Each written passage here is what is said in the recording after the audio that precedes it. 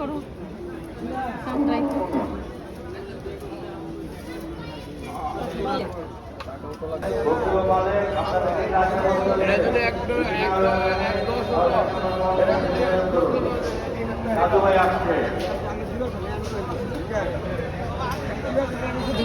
বলবেন যে আপনার সাথে গরুর পাশে ছিল এটা একটু মনে করে দিন। কুমিল্লা গরুপুর জেলার খুঁজছেন নাই ঢুকছেন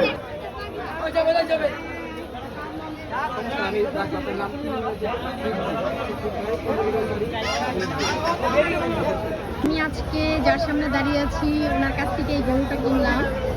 তো উনি একজন শিক্ষিত মানুষ।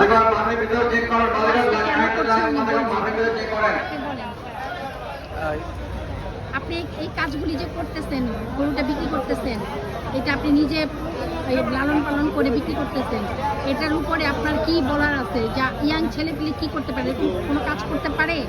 মানে ওনাদের তো ইগোতে লাগে, বুঝেন না? এখন আপনি কিছু বলেন, কাজটা করে কতটুকু শান্তি? আমি আসলে যেটা বলি সেটা হচ্ছে আমার অনুভূতি, যেটা বা আমার এক্সপিরিয়েন্স হচ্ছে যে মানুষ হচ্ছে সাধারণ কাজকে ঘৃণা করে, বা এই ধরনের যেই কাজ করলে তার শরীর থেকে ঘাম বের হবে, সে যদি এটাকে ঘৃণা করে বা ইগোতে যদি লাগে, তাহলে সে জাস্ট হচ্ছে দারিদ্রতা থেকে একটা স্টেপ দূরে আছে। তাকে যে কোনো সময় দারিদ্রতা তাকে গ্রাস করবে।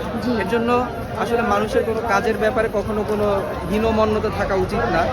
প্রত্যেকটা মানুষের হচ্ছে শিক্ষাটা আসলে যার যার অ্যাটিটিউডের মধ্যে থাকা উচিত। তার কথাবার্তা, তার চলাফেরা, তার আচার আচরণ, এই জিনিসগুলোর মধ্যে যাবে হচ্ছে শিক্ষা। কিন্তু কাজের ব্যাপারে এটা আসলে সবারই একরকম হওয়া উচিত।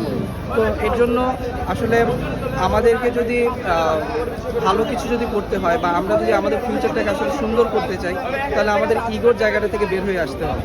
এটা ছাড়া আসলে আমাদের বেঁচে থাকার আগামীতে কোনো উপায় নেই। এবং এইটা এখন ভাইরাসের মতন আমাদের চারদিকে ছড়িয়ে পড়ছে। তো এটা থেকে যে কোনোভাবেই হোক আমাদের আসলে বের হওয়া উচিত।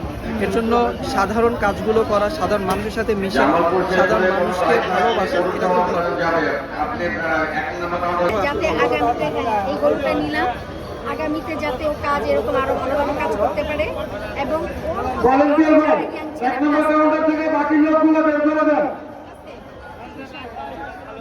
অবশ্যই খুবই ভালো লাগছে। হ্যাঁ, গরুটার জন্য কাঁদতেছে। তোমার আল্লাহ তোমার কোরবানিটা তাড়াতাড়ি পূরণ করবে।